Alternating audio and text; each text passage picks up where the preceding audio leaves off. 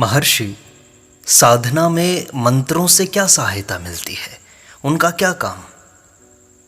मंत्रों से सहायता अवश्य मिलती है। पहले यह जानो कि मंत्र क्या है। तुम मंत्र के ध्वनि मात्र पर ध्यान करते हो। मंत्र को बार बार दोहराने से अन्य विचारों का लोप हो जाता है। मंत्र जप का ही भाव मात्र रह जाता है, फिर उस भाव का भी लोप हो जाता है और अनंत आत्मा का ही विस्तार रह जाता है, जो स्वयं मंत्र ही है। मंत्र, ध्यान, भक्ति आदि सभी साधन हैं तथा अंततः आत्मा तक पहुंचा देते हैं, जो स्वयं सर्व साधन ही है। प्रत्येक जन आत्मा ही तो है, अर्थात असीम है। तथापि प्रत्येक व्यक्ति देह को आत्मा मान बैठता है। किसी भी वस्तु का ज्ञान प्राप्त करने हेतु प्रकाश वांछित है। वह प्रकाशक साधन ज्योति रूप ही हो सकता है, जो भौतिक प्रकाश को तथा अंधकार को भी प्रकाशित करता है। इस प्रकार वह अन्य प्रकाश, इंद्रिय गोचर प्रकाश तथा अंधकार से अतीत है।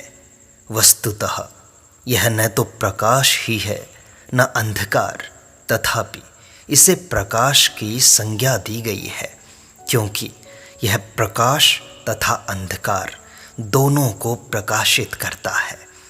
यह असीम भी है तथा चेतना रूप भी है। चेतना ही आत्मा है, जिसका प्रत्येक व्यक्ति को बोध होता है, जिसको तुम मंत्रों के द्वारा, साधना के द्वारा पाना चाहते हो। आत्मा से पृथक कोई भी नहीं है। इस प्रकार प्रत्येक व्यक्ति आत्मोपलब्धि युक्त है। आत्मा हमारे पास पहले से ही है।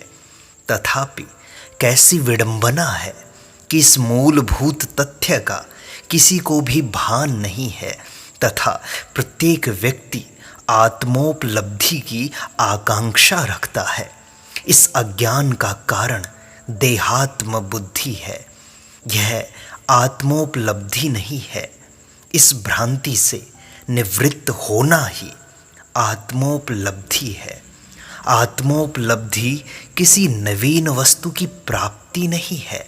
आत्मा स्वयं हमारे पास है। हम ही आत्मा है। बस इस अज्ञान के पर्दे को हटा देना है। शाश्वत होने के लिए आत्मोपलब्धि का सर्वदा होना आवश्यक है। अन्यथा आत्म उपलब्धि हेतु साधना से क्या प्रयोजन?